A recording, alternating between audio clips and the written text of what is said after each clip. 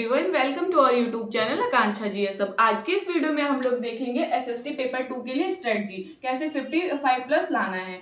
तो शुरू करते हैं। देखो, सबसे पहले हमें एनसीईआरटी सॉल्व करना है। मैंने एनसीईआरटी जितनी सॉल्व कराई है उसको अभी टाइम में कर लीजिए और उसके शॉर्ट नोट्स बना लीजिए। और पीआईक्यू मतलब प्रीवियस ईयर पेपर जो मैंने कराया है आप उसको भी कर सकते हैं, जैसे कि मैंने प्रीवियस ईयर डे 1 डे 2 करके कराया है।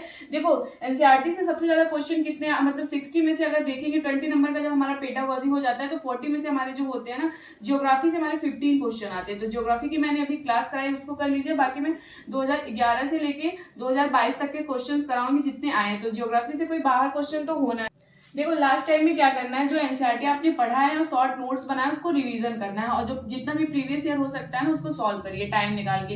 एटलीस्ट 3-4 घंटे तो मतलब सॉल्व करिए। 2 घंटे पढ़िए और 2 घंटे नया मतलब नोट्स बनाते जाइए। और जो शॉर्ट नोट्स आपने बनाए हैं उसके छोटे छोटे जैसे लेके की बना लीजिए ट्रिक टाइप का, ताकि आप भूले नहीं। और टैग वर्ड्स मतलब बहुत ज्यादा हेल्प करते हैं हमारी पेडागोजी में। तो टैग वर्ड की वीडियोज में बनाऊंगी, आप उसको जरूर से देख लीजिएगा। अगर हम पेडागोजी 3-4 बार सॉल्व कर लेते हैं ना तो पेडागोजी के क्वेश्चन गलत नहीं होते हैं। वो सब भी मतलब आधारित होते हैं, जैसे हिस्ट्री वगैरह के उद्देश्य क्या हो गए और वो सिविक्स वगैरह के इस सब के उद्देश्य क्या हो गए, इस सब पे आधारित रहता है। देखो, ऑफलाइन प्रैक्टिस आपको सबसे अब क्या करना है, जितने ऑफलाइन पेपर हुए थे ना उसका प्रैक्टिस सेट सॉल्व करना है और उसमें देखना है कैसे कैसे क्वेश्चंस आ रहे हैं। फिर उसके बाद आपको एनालिसिस करना है कि मतलब कितना मेरा बन रहा है कितना नहीं बन रहा है।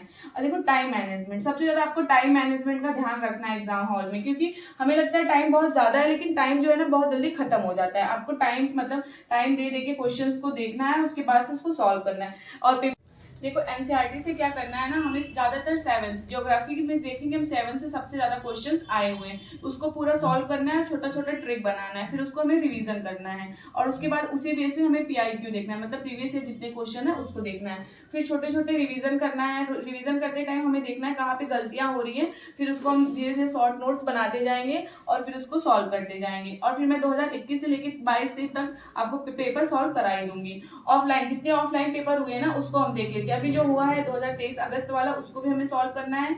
उसके बाद एनालिसिस करना है कहाँ पे गलती हो रही है। ज्यादातर पेडागोजी में जो गलती होगी ना उसको 2-3 बार सॉल्व कर लेंगे तो नहीं होगा, तो हमारे 20 से ज्यादा पेडागोजी में ही क्वेश्चन बन जाएंगे। अगर गलत होंगे तो 1-2 गलत होंगे, उससे ज्यादा नहीं होंगे। तो पेडागोजी 3-4-5 अगर सॉल्व कर लेंगे और उसका मतलब उद्देश्य वगैरह समझ जाएंगे, जैसे सामाजिक विज्ञान के क्या है, इतिहास वगैरह के क्या है, तो फिर आसानी से पेडागोजी आप सॉल्व कर सकते हैं। फिर एंड द लास्ट क्या करना है, एनालिसिस करना है क्या गलती हो रहा है। और टाइम मैनेजमेंट का बहुत ज्यादा ध्यान रखना है। टाइम मैनेजमेंट के लिए मतलब ध्यान से क्वेश्चंस को पढ़ना है। ज्यादातर लोग यही कर देते हैं कि क्वेश्चन को ध्यान से नहीं पढ़ते, आगे पढ़ते हैं पीछे देखते नहीं उसमें नहीं दिया है या सही दिया हुआ है, तो उसको देख के करना है ताकि क्वेश्चन सही कर दे। तो अगर वीडियोस पसंद आए तो प्लीज वीडियो को लाइक करिएगा, कमेंट करिएगा, चैनल को शेयर सब्सक्राइब